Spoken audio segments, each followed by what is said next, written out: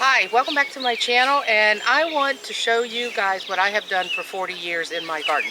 I have about, I'm going to say, a 90% free weed garden. And it takes about 3 years to build it this way, but then after you get it, you have a great garden and not all your summer spent in here weeding.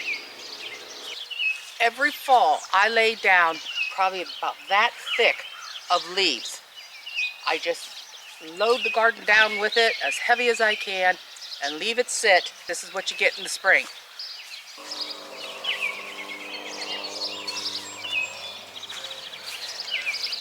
Then my next thing I will do is I will take all of this grass clippings. You've seen where I had 4 trash cans.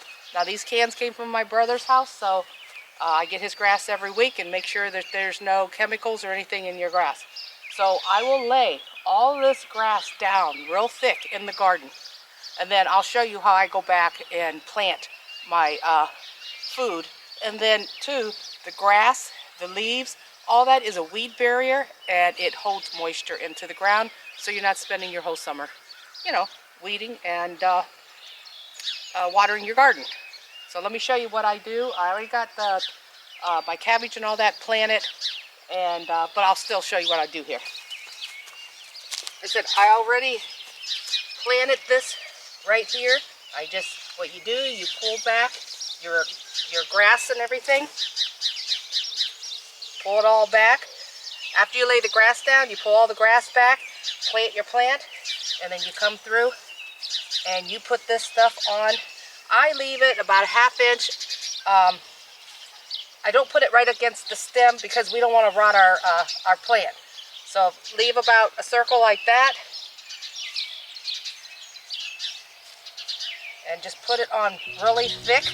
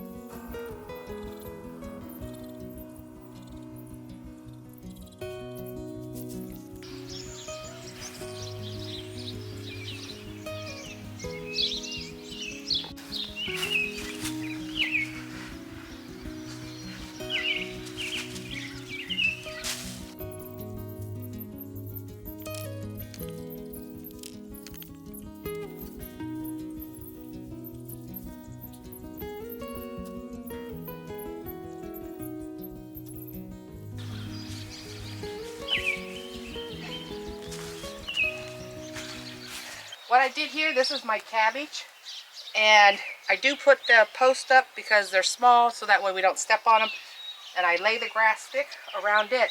Now if you notice against the fence here, I did not do that. That's because I'm going to plant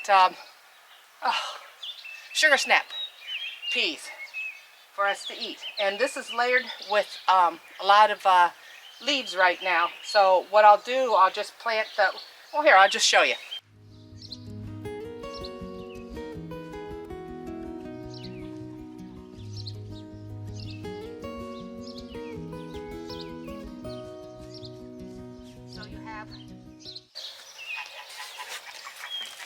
Now I don't mess with the soil. I water it down real good. Again, this is a no-till garden, but I'll show you when I go to plant my green beans how I just till with a little tiller just about 3 inches down into the soil, enough to fluff the ground up to plant the seeds. These are sugar daddies. I gotta beat the rain. I'm gonna get rained on, guys. Barrel here, I have my own potting soil that I mix up myself, which I do have a video on that, and I will link that. All right, and then take that potting soil I showed you in the wheelbarrow that I have. And I go through, put about an inch on top. If you notice the grass, I pack it down real tight here so that way grass can't come up through the fence. Once I plant the peas, then I will go back and put grass right up next to this.